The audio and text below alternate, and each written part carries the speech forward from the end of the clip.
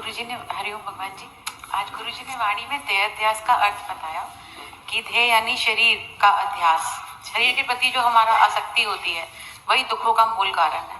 उन्होंने बताया कि हर व्यक्ति, मुझे ऐसा फील हो रहा था कि देह अध्यास नहीं मालूम था क्या है, एक मानसिक स्थिति फील हुई, एक मेंटल साइकोलॉजी, जहाँ दुनिया में हर व्यक्ति अगर गुरु से नहीं मिला है तो वो यही सोचता है कि मैं स्त्री हूँ, पुरुष हूँ और मेरा कोई ना कोई रोल है जो मुझे करना है। गुरुजी ने बताया ये तभी खत्म हो सकता है जब हमारी गुरु से मुलाकात हो जाती है, और उसके लिए बड़ी दो सुंदर युक्तियां बताई कि सबसे पहले ये जान लो कि शरीर तो शूद्र है, सेवाधारी, और इस सेवाधारी को धारण करने वाला केवल और केवल परमात्मा है जो इस जड़ शरीर को धारण करके बैठा है। और इससे पहले कि ये अर्थी हो जाए, डेड बॉडी हो जाए, हमें रथी से उतर जाए, गुरु का तत्व खत्म हो जाए, हमें अपने साक्षी भाव में आना पड़ेगा। ये जानना पड़ेगा कि बस सब कुछ खेल हो रहा है, लीला हो रही है। ये निश्चयात्मक बुद्धि बनेगी तो हम कह सकेंगे कि हर जड़ चेतन में वो शक्ति काम कर रही है। 13वां अध्याय बताई थी।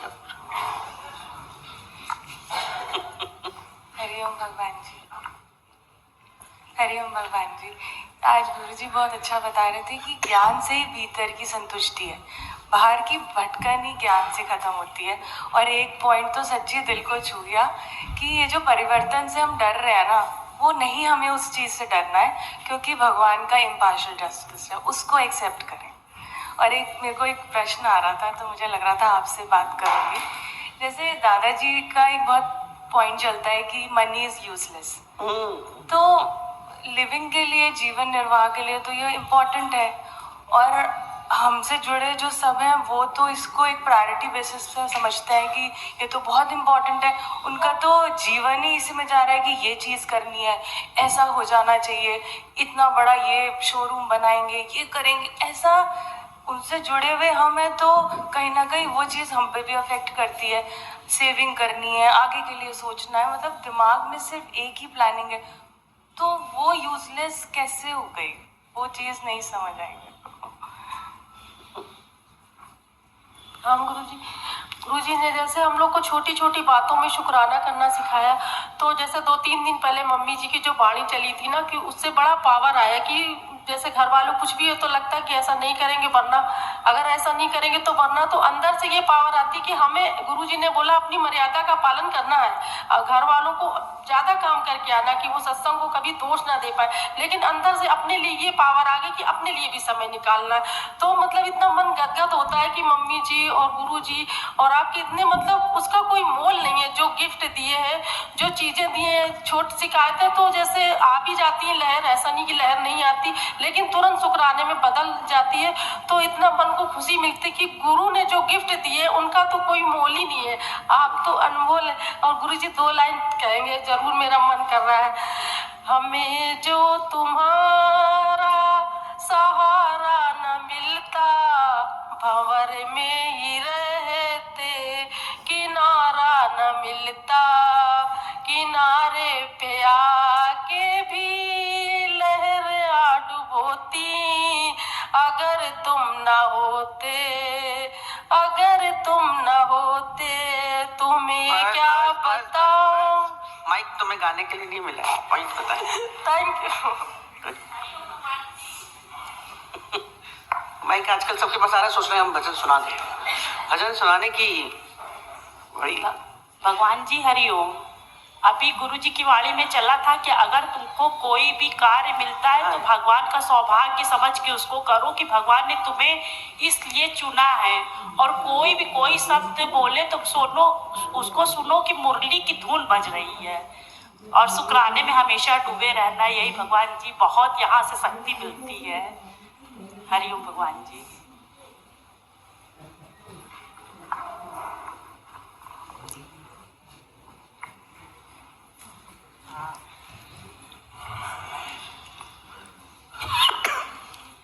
हरिओम।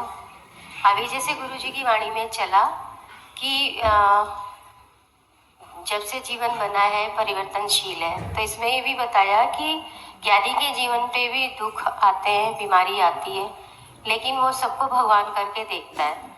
लेकिन जैसे हम लोगों पे अगर कोई बीमारी, ऐसे कोई परेशानी अचानक आती है, तो हमें ऐसा फील होता है कि जैसे सेवा लेनी पड़ रही है, तो बहुत भारीपन लगता है। तो ऐसा किस कारण वजह से होता है ये ना, अपने को बहुत फील होता है ये चीज़। थैंक यू दीदी, थैंक यू सो मच।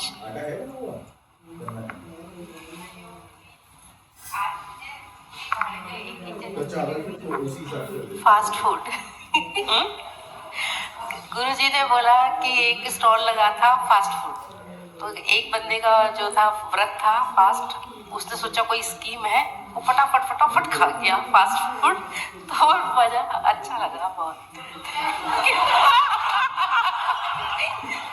और खाने का शौक है। हाँ। किचन में भेज देते, खाते रहो। और वाणी में ये बहुत अच्छा, हर हाल में दादा का जो शुक्र मनाते हैं, उनके घर खुशियों की होती बरसात। Thank you.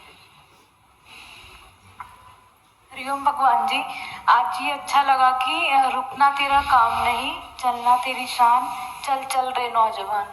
और एक मेरे को प्रश्न पूछना है कि जैसे अक्सर गुरुजी बोलते हैं, आप भी बताते हैं कि सहज हो जाओ, सहज हो जाओ, तो इसको थोड़ा सा बताओ भगवान जी कि कैसे, मतलब और कैसे सहजता बढ़े। तुम क्या समझती हो? नॉर्मल। अरे तुम तो ट्रांसलेट कर रहे हो। मुझे समझना है आपसे कि सहजता क्या है। हरिओम भगवान जी। भगवान जी, अभी कल भी वाणी में यही चला कि किसी भी चीज़ में संशय नहीं आना चाहिए। तो हर जो भी, जब भी ज्ञान में बहुत आगे बढ़ते हैं, एक नॉर्मल स्टेज तक रहते हैं तो किसी को कोई दिक्कत नहीं होती, थोड़ा सा भी आगे बढ़ते हैं उनके कामों में दिक्कत होती है, तो वो तो फिर एक संशय रख के बैठते हैं। मतलब ऐसा लगता है कि प्रैक्टिकल लाइफ और ज्ञान को साथ में दोनों को चलाने में बड़ी दिक्कत होती है कि उनको, वो भी खुश रहे और ये भी, ये तो समझ आ गया, ज्ञान का ही रास्ता है, उनको भी समझ आ गया, पर एक नाराजगी और वो सब चीज़ बनी ही रहती है, तो साइड ही ये करना प्रश्न पड़ता है, एकदम खत्म नहीं होता, उसको साइड ही करना पड़ता है। बता चुके हैं। हरिओम भगवान जी, बहुत अच्छा लगा। भगवान जी बोले कि हर रूप में भगवान का दीदार करो। अब तो लगता है कि हर है ही भगवान, है ही भगवान। और ये लगता है कि कहे कि चल चल ले नौजवान, तो गुरु जी बोले कि ये मन को पासिंग शो करो, मन न तुम्हारा रुके कहीं। मन रुक जाता है तभी डिप्रेशन में आ जाते हैं। हरिओम भगवान, थोड़ा सा और इसको बढ़िया समझो।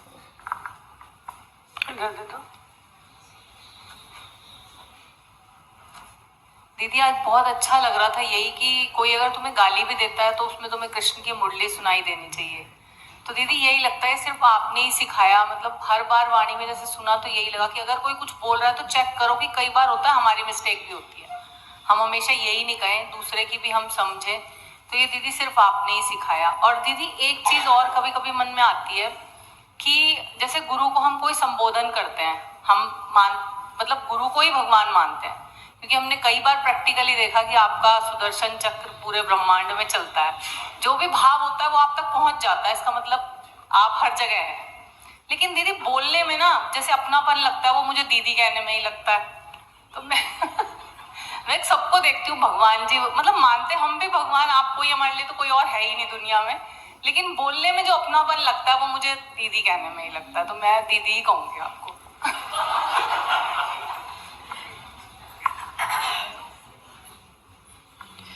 भाव की बात होती है।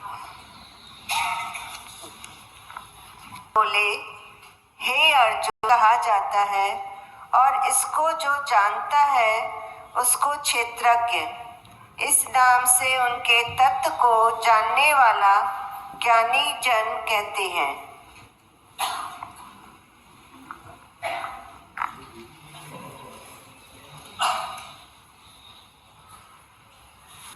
आज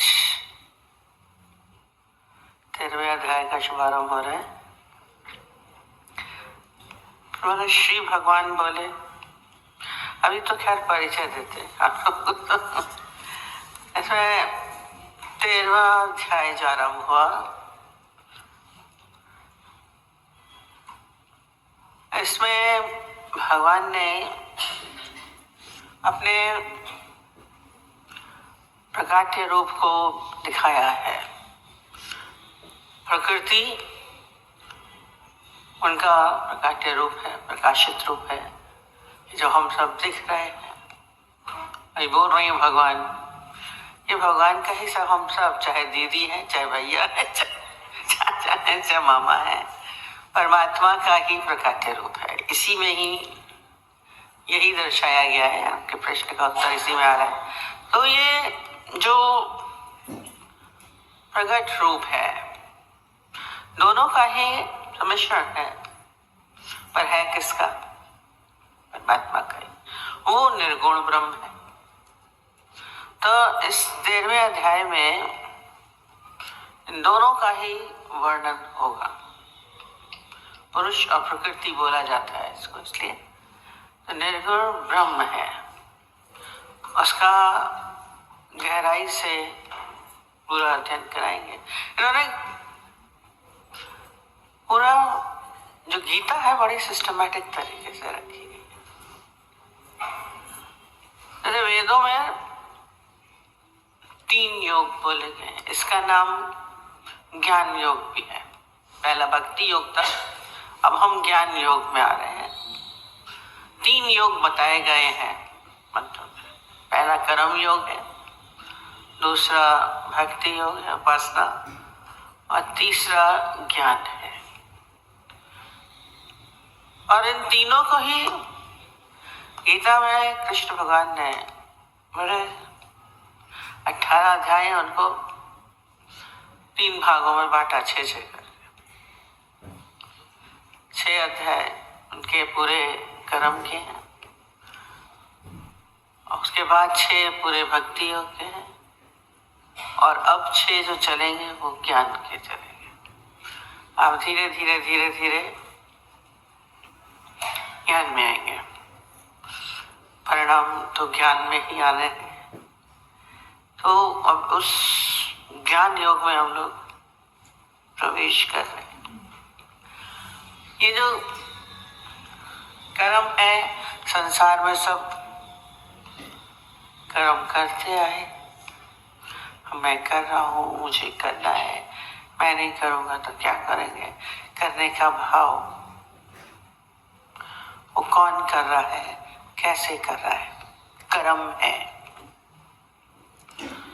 कौन कर रहा है उसका पूरा डिटेल करेंगे। और इसमें इन्होंने उपमा दी है, इस शरीर को एक खेत बताया। भूमि, भूमि क्या है? जड़ है। कृषक उसमें क्या करता है? बीज बोता है। ये जो बीज डालते हैं, कौन डालता है? कृषक। वो चेतन है। भूमि जड़ है, वो चेतन है। अब जो ये चेतन का प्रभाव ज्यादा पड़ेगा। और बीज क्या है? ये कर्म जो करते हैं। कृषक क्या करता है? बीज डालता है भूमि में, और उस भूमि से क्या निकलता है? फसल आती है। तो ये शरीर को उन्होंने भूमि बनाया, उपमा दी। मिला है इसमें चेतन, वो निर्गुण ब्रह्म है, भगवान बोलिए, परमात्मा बोलिए। और इसमें जो कर्म हम कर रहे हैं उसके बीज बोते जाते हैं। वो चेतन जो है वो बीज डालता है, और फिर जैसा बीज होता है वैसी फसल होती है। अब ये जो फसल है, तो ना जो बोगे उसको काटोगे, तो ये काटना, जो बोता है वही काटता है,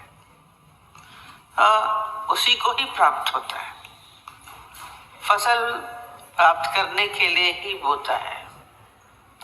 तो संसार में ये चक्र चलता रहता है। इसको उन्होंने शब्द दे दिया, भी आगे आएगा ना। इसको क्षेत्र बोला है। क्षेत्र, क्षेत्र माने भूमि, शरीर। क्षेत्रज्ञ उसको जानने वाला गहराई से बताएंगे। और बीज कर्म है। हम कौन से कर्म करते हैं। ये उपमा दी गई है, इसीलिए इसका नाम क्षेत्रज्ञ ज्ञान योग है। क्षेत्रज्ञ।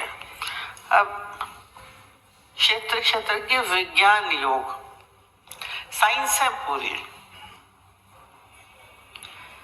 ये जो आध्यात्म और विज्ञान को जोड़ दिया गया, थोड़ा इसलिए कठिन लगता है सब। गीता सब बोलते हैं, बोर हो जाते हैं पढ़ के, पर यदि इसको गहराई से समझे तो बहुत सरल है, फैक्ट है। जैसे विज्ञान में पूरा रिजल्ट देते हैं ना, ऐसे ही इसका भी हमारे सामने परिणाम है पूरा,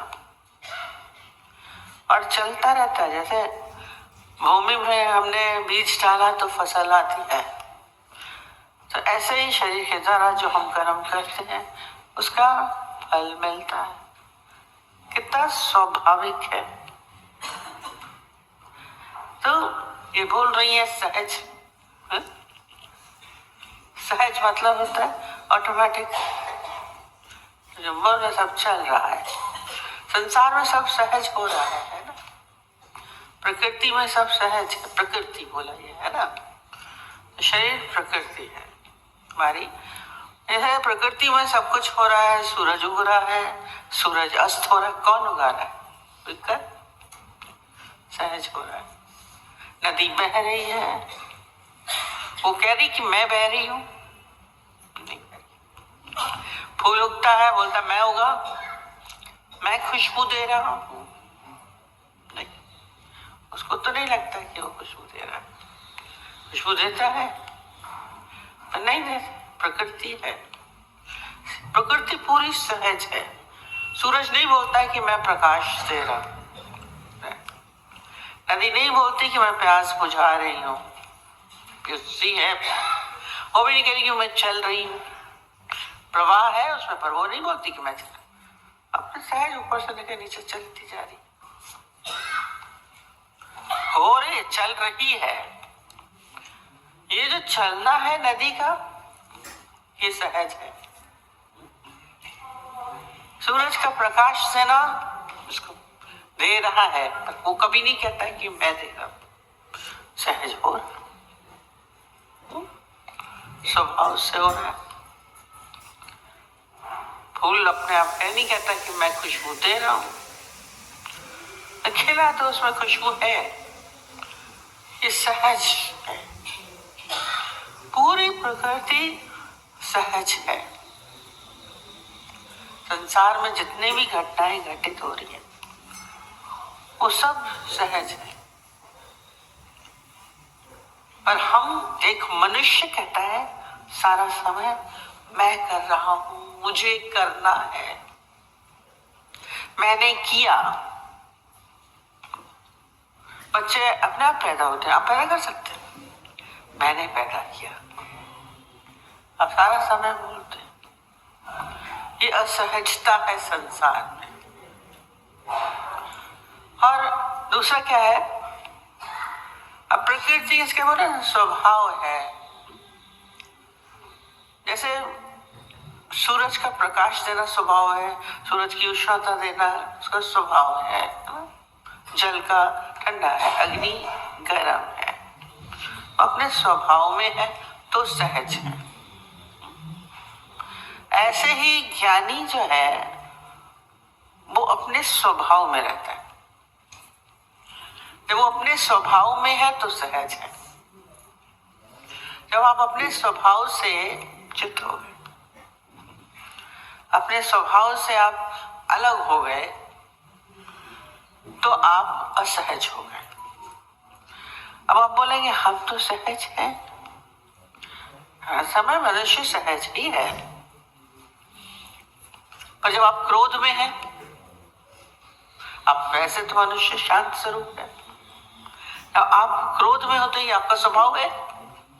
स्वभाव तो जो होता है वो सारा समय रहता है, हर समय रहेगा। पर आप जब क्रोध कर रहे हैं वो कितनी देर रहेगा? कुछ देर क्रोध कर सकते हैं, कितनी देर कहेंगे? बोले करो करो।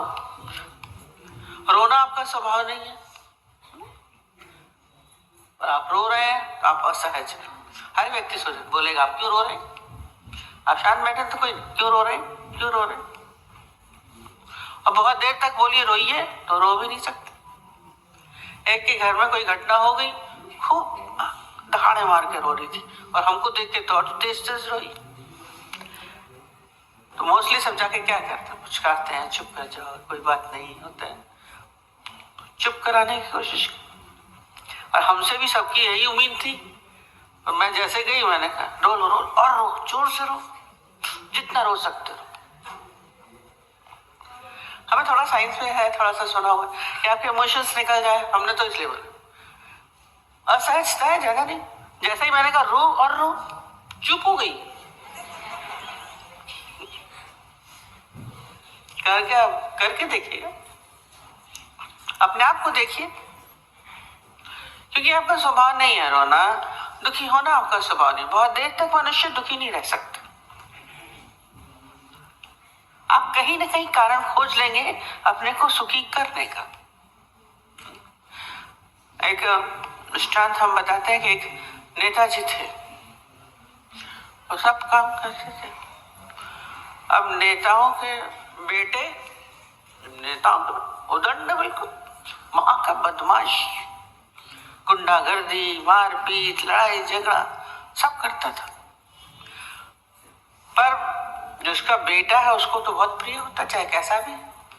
सारे पड़ोसी अड़ोसी गांव वाले सब बहुत दुखी उससे थे, बहुत परेशान थे। पर वो लगातार उसी की फादर के शय पे चलता था, नेता का बेटा था। और जब लड़ाई झगड़ा हुआ, आखिर उसका क्या हुआ? मृत्यु हो गई जल्दी। बड़ी हाय तौबा मची, अरे मर गया, सारी बुरी आदत थी, शराब पीता करना, जल्दी मर गया। वो रो रहा, बहुत दुखी, मेरा बेटा, मेरा प्रिय बेटा, मेरा इकलौता बेटा मर गया, बहुत दुखी। जो नेता है तो क्या, दुख तो आई है। अब बेटे का जाने का गम तो होता ही है। सब बोले बोला था इकलौता बेटा था, बड़ा प्रिय बेटा था, बहुत दुखी। अब उसने क्या किया, कोई कम तो होते। पंडित को बुलाया, उसको बोले थे तुम जल्दी से देख के बताओ कि ये इसको स्वर्ग मिला कि नर्क मिला, कहाँ होगा मेरा बेटा इस वक्त, मैं देखूं तो कहाँ पहुंचू।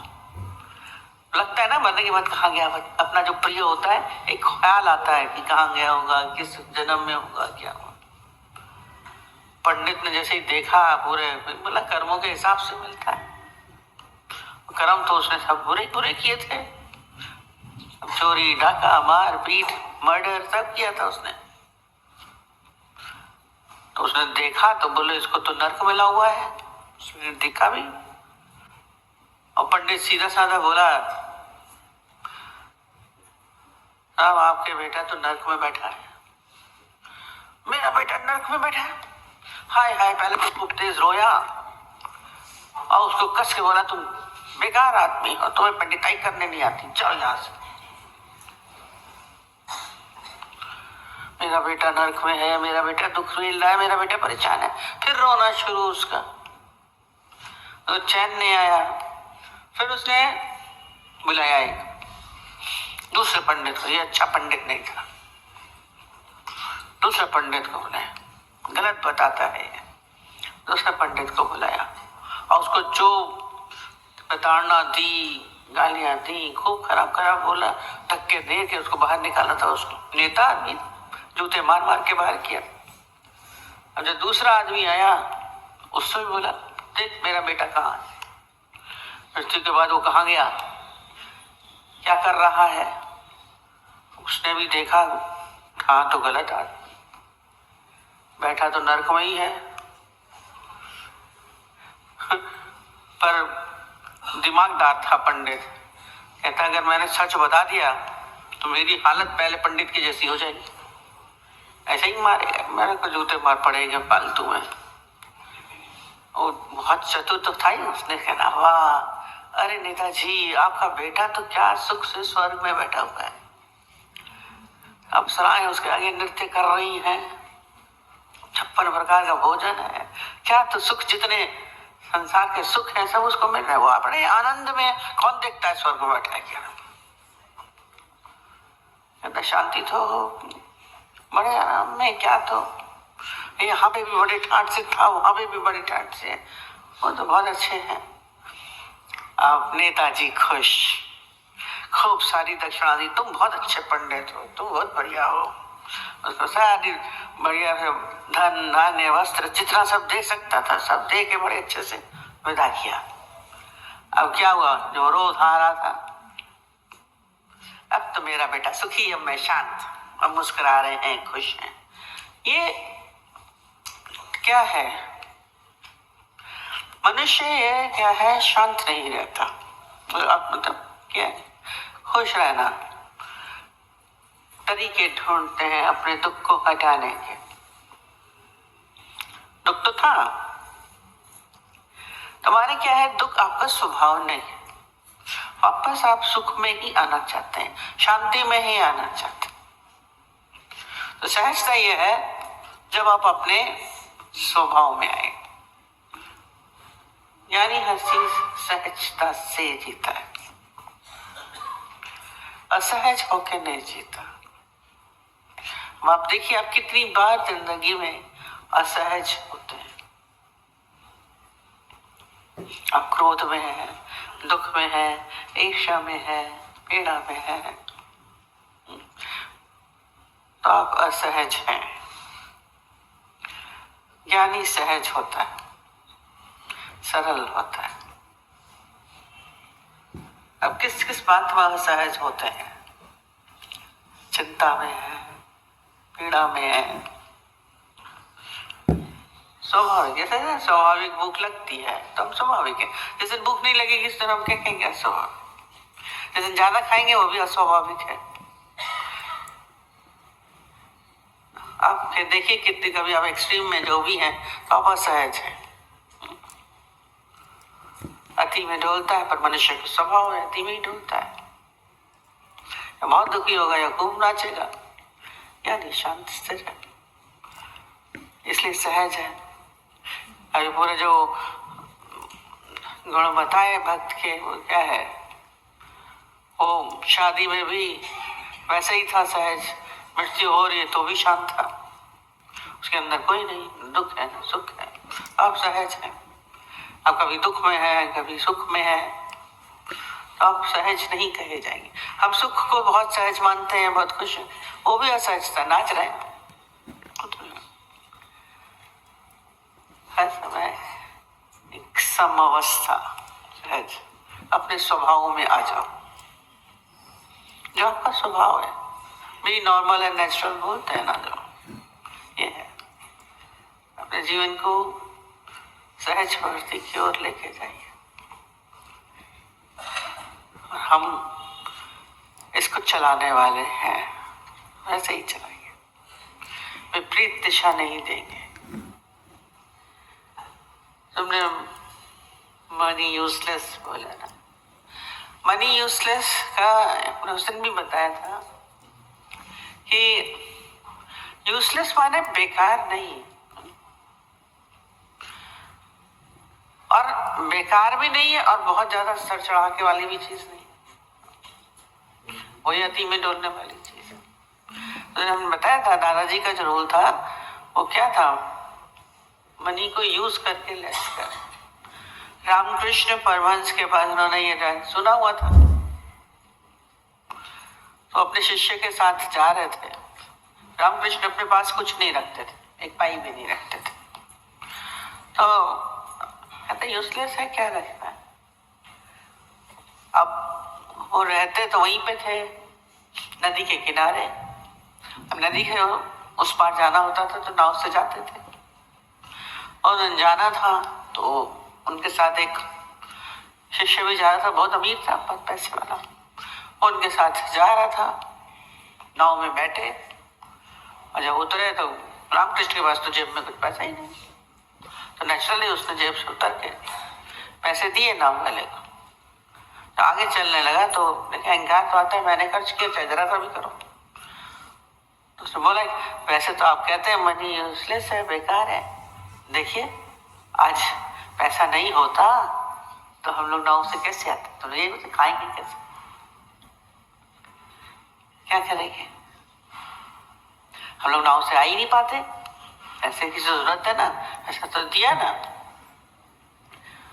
तो बोला पैसे से कहाँ यूज हुआ, तुमने जब उसको दे दिया, पैसा जब दे दिया तब फायदा हुआ, तो जेब में पड़ा होता तो यूजफुल था, नहीं पड़ा, दिया, यूज करके लेस किया। ये मनी को यूज करके लेस, उसके पीछे दौड़ना नहीं है, जो आपातापी लगा रखी है सबने, धन धन धन धन। जो प्रारब्ध में हो तो आपको मिलेगा, झक मार के मिलेगा, चप्पल फाड़ के मिलेगा, ये कहावत है। तो हम उसके पीछे आपातापी क्यों करते?